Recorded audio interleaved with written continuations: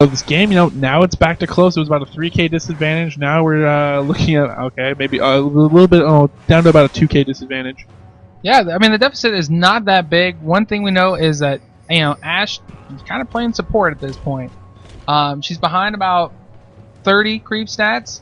Not a big deal. It's about 2 kills worth. She does have a kill over Kog'Maw.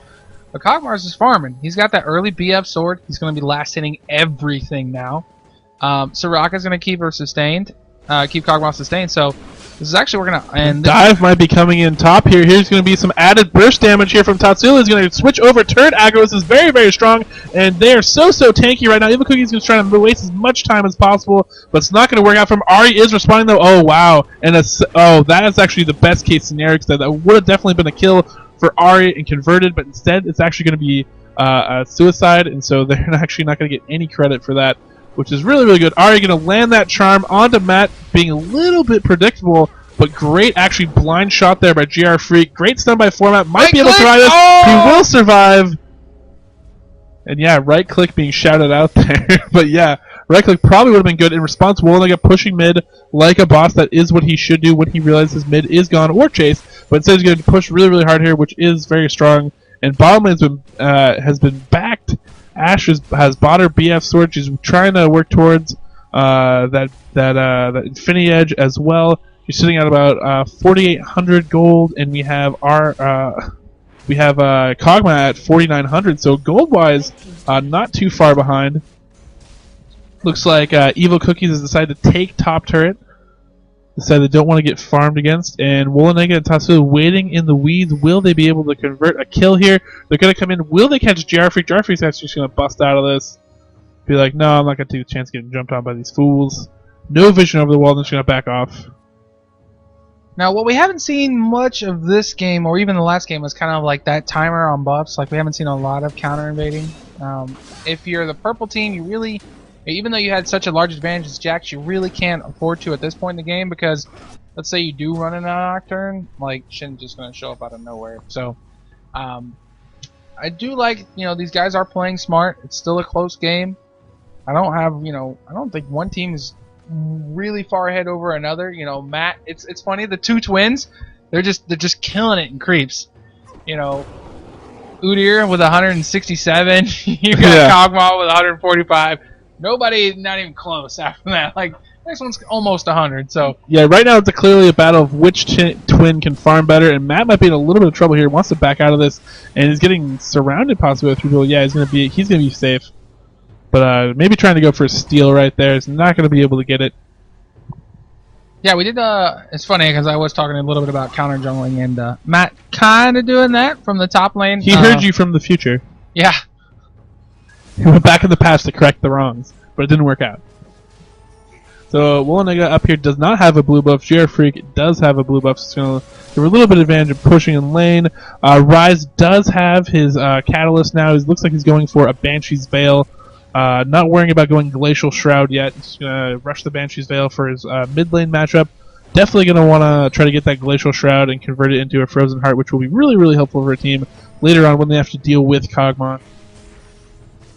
Yeah, the Ashe Taric lane's got to be careful because right now Ari's got a major advantage. Uh-oh. And that is trouble. Dante backing out, taking a lot of burst damage. Now it takes a lot of mana to use Living Artillery. Wow, a teleport down from Format. A little bit of miscommunication there.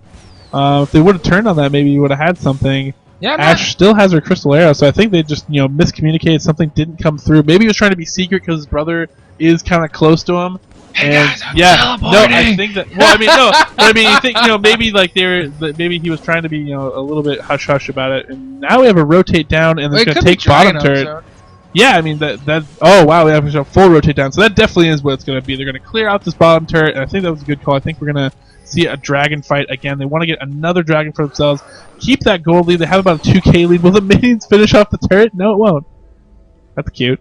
Well, so Dragon is up. They need to be careful not to get caught here. Ash Arrow coming in onto GR Freak. Will they be able to convert this into a kill? Stuns coming in and exhaust onto GR Freak. He's got Spirit Rush. He has one more left. Now he's out of Spirit Rushes. Chase down. They really want that kill. This is so bad.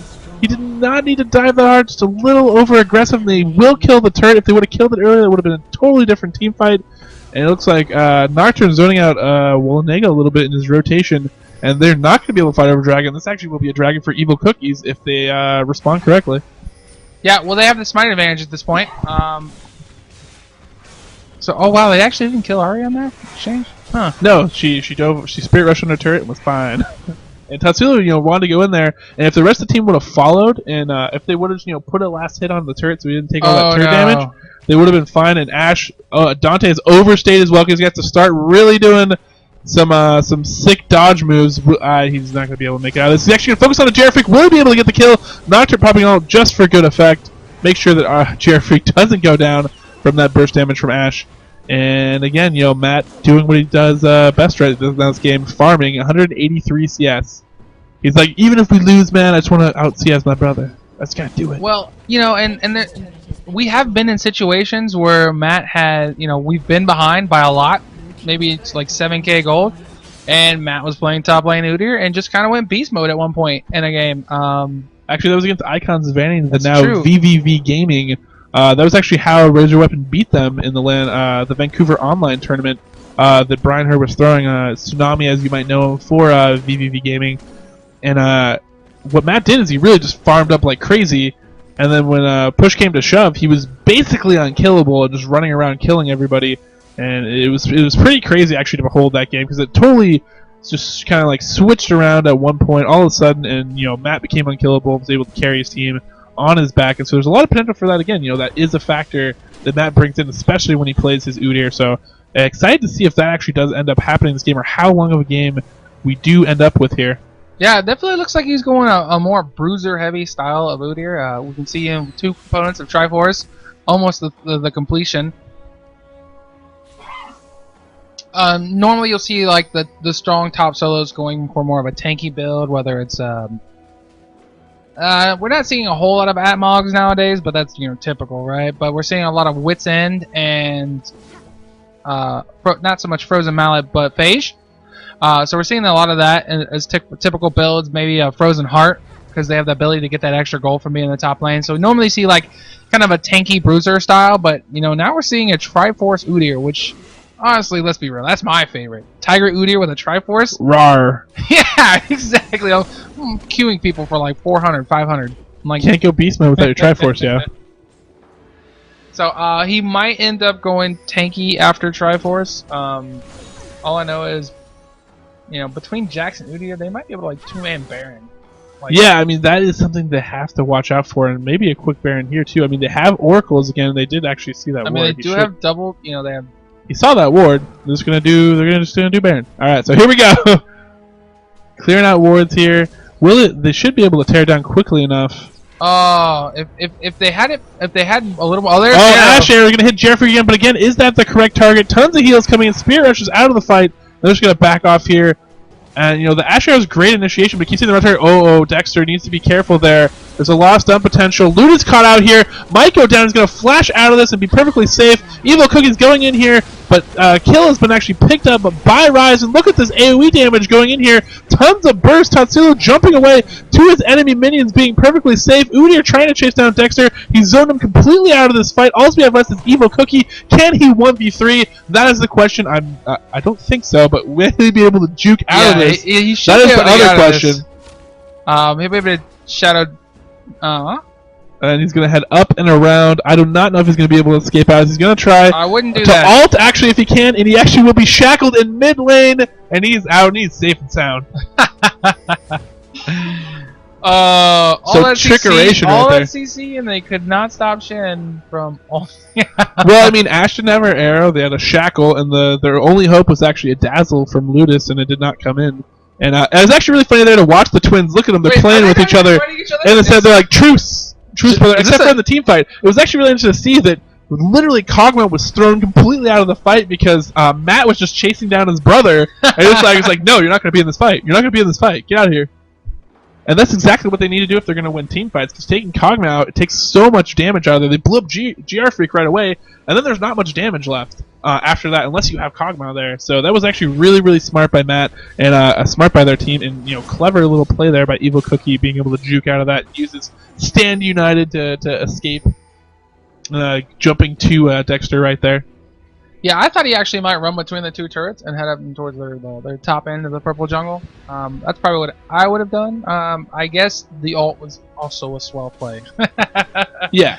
Took away Ryze's potential for a quadra kill.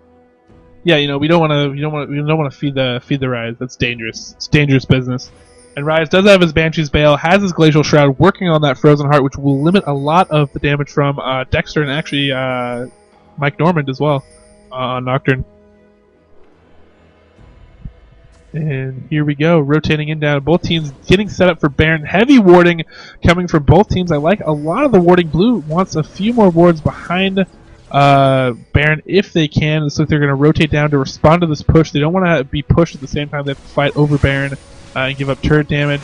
So smart play with them. They're going to clear it really quickly, show themselves. Both teams know what's up, and at this time, the whole team of Tsatsulow is going to run together, and they're going to clear out wards. The one thing I would like to see some form of oracles from them. Maybe you put it on Evil Cookie, a Shen, or something, but they keep trying to use pink wards and they keep losing the war advantage. And oh my gosh! Oh, how did that miss? Oh, okay, it actually hit Evil Cookie's actually taking it instead. And Matt flashing onto his brother, chasing him down, trying to burst out damage. Tsatsulow trying to back out of this game, getting focused again. And Kog'Maw has perfect range. He's actually doing tons of damage. He's not being focused. This is perfect. Luna's trying to deal with him a little bit. Wollenega is going to come on here, try to deal with him, and he's going to have to start backing off now, taking huge damage. Both of the carries still up for Team Evil Cookies, and they are looking pretty good here. Matt trying to run away from Evil Cookie. Evil Cookie might dash over this, but no, he's going to start Baron, and once they have this Baron, it's going to give them a complete advantage to flip around the game, and they are already up in gold as we speak. Even game, essentially, right now. Well, this Baron will turn it into Team Tatsulow's favor. Yeah, they're going to get Baron, they're going to get Dragon, they're probably going to get one or two more turrets, and they might be getting an enemy buff or two. So, oh, that's so not what you want to happen. Oh, no. I want to see, is there a little screen cheating going on? Did he look over at his brother and be like, hey, Matt's over here, let's go get him. Oh, no, Matt, run from your brother. Don't let your brother kill you. That's the one thing, Matt. Don't let him get that last hit. But no, Matt, he's too tanky. Get out of here. I'm Udyr. I'm a boss. I go where I please. Mundo who? Yeah, it's going to be, oh, you know what? Because they spent that time trying to gank top, they didn't know about the dragon, and this is going to be really good to help them kind of keep in that kind of that gold range where it's still keeping it even. This is going to give them that extra gold. It's going to work out really well for them. This is kind of what they really needed once they had lost that team fight and they gave up Baron. So this will be pretty good in the sense that as long as they can keep the enemy team from just kind of shoving down the lane, they should be good, and they should be okay because Ryze shouldn't have any problem clearing lanes at this point in the game. Ashe is going to have her volley, so they're not, there's not a whole lot of poke coming from Team Evil Cookie, other than, well, I guess you have Kog'Maw. I lied. They should just push mid. get Kog'Maw a blue buff somehow, some way, and just be like, all right, guys, we're coming down the door. We're going to come knocking on mid. Yes, for sure. Actually, they'll probably send Shen split push because he can just ult in. And pink ward down, there's no dragon. Sorry, guys. It's not here. The dragon you're looking for is in another castle. Another cove, if you will, another bay. So now we're going to press onto this second turret. Probably, it looks like they're trying to maybe get a pick off here, but I don't think they're going to get it. Really just waiting for Nocturne. They should be able to press on this turret. They have a poke advantage with their team comp, and they're just going to wait this out here very shortly. Uh-oh. They want to get a Matt. They're fishing. They're putting their bait out there. Like, come, Matt, come into the jungle. Join us. I know we're about to see some action here, but I'm just kind of looking at these stats, mainly the kills and the deaths. So, like, each captain has 5 kills. Each twin has 1 kill. Those guys sorry. The captain, the twins that are in this game. Yeah. So they both have like 1 kill. Yeah. Both mids have 4 kills. Very very even distribution of kills. And I think they were waiting for someone, to split off to a lane to try to farm or do something silly. Now they might just push down mid. They need to do something with this Baron buff, because if they do nothing with it, they don't get a tower. Then, I mean, yeah, congratulations, you got gold, but if you didn't convert anything with it, then, what were you doing, what were you thinking? So they're able to pop the Banshee's Veil on Wollenega with the Living Artillery from Kog'Maw, which is pretty good. Tearing down the turret as best as they can right now. Well, they're going to have a lot of sustain from Soraka. They're going to have poke from Kog'Maw. If the enemy team gets really ballsy, they'll probably pigeon themselves. That would be a bad move on the purple's part. What they should do is this typical hotshot thing, maybe send Shen bot or top. But bot lane's already pushing, so they don't have to worry a whole lot about that. Yeah, I mean, they have their lanes pushing. They really just can poke this out. They have the advantage. There's no way they're going to lose a poke war onto turret. And, unless they really completely catch out Dexter or something and blow up right early on team fight, which Tatsu's thinking about doing, here they're really going to get nothing for this. And great Banshee's Veil coming up, just barely saving him from the thing, but we're only going to be blown up right away. And now we're getting chased down underneath turret. Ash Arrow, defensive Ash Arrow, coming out now, and heavy pressure from Team Evo Cookie. They really want to close out and take advantage of this Baron buff, and they might take down a second turret. It looks like they will. Team Tsatsulow is actually backing into their base right now, and Evo Cookie's looking very strong. Yeah, it's just a little bit unfortunate. Rise a little too far out of position. Not the greatest feeling in the world when that happens. You're like, ooh, guys, I'm sorry, my bad. Like, there's not much you can do for that. It's just, understanding that your turret's about to go down. What CC do I have to be aware of? Whether it's a charm or a taunt. Are they really gonna dive us here? If they do, can we turn this around? Baron buff has worn off. Baron will be up in about 3 minutes. What they're really going to want to do is realize it's still kind of an even game, and they're going to want to take advantage of that Ash Arrow. And yeah, I mean, if they can take out Kog'Maw, they got a shot. I mean, that's pretty much what they need to do. However, you're looking at Shen, who's literally the best top solo peeler, maybe outside of here. Like, I mean, like if you want to protect Shen, or if you want to protect Kog'Maw, or a hyper carry for that matter. That's what Shen is so good for. He can split push and still be there in a fight, and between the taunt, the shield, he's just really good at protecting a carry. It's something you want from a bruiser, which is what Shen's doing at this point. He's got a gap closer and he's got some kind of ability to peel. Soraka is going to be able to sustain and maybe silence someone that gets a little too close. You've got Ahri Charm and you've got Nocturne, who's probably going to be going in on Ashe. And I think, it really comes down to, do you really want to say, alright, do we focus everything on Kog'Maw, or do we focus everything on protecting our own carries? Because they do have a lot of CC. I don't know, I think if you can get Kog'Maw, you can win the team fight. Lately they've been getting Ahri, or the early on they were getting Ahri, and that wasn't working out for them. She's pretty elusive. But really right now the key is you got to kill Kog'Maw. Otherwise, if you don't get Kog'Maw, you basically just lose the team fight. You have 3 melee characters. Rise is pretty squishy actually still at this point. He actually just finished his Frozen Heart, but he's actually he just got picked off and blown up last time. Maybe they need to do a better job protecting their carries. But the other part of it is if they can get Kog'Maw, if you can catch him out with an arrow or something, or get that stun off of him, and you can actually just blow him up 100 to 0. Really quickly in a second, I think they can win a team fight against the 4 remaining members of Evo Cookie's lineup. Yeah, I don't know if it's possible. Because Udyr is frankly unkillable. So if you can somehow kill Kog'Maw, Udyr's going to clean up the rest of the team. My opinion is that Jax is, while Jax was really strong early, and is notorious for being stronger, pretty strong late game. After the changes to Jax, he's actually kind of behind. He's a level behind Nocturne. He really the thing that they did to him though is he was almost the AD hybrid version of Rise for melee characters. That you gave him attack damage and AP and he gained health, much like Rise builds mana and then also he gains damage. He builds him tanky, he builds damage. It's kind of like a little bit of reverse of that. And this is kind of what we're waiting for. They were waiting for the next Baron. Whoever.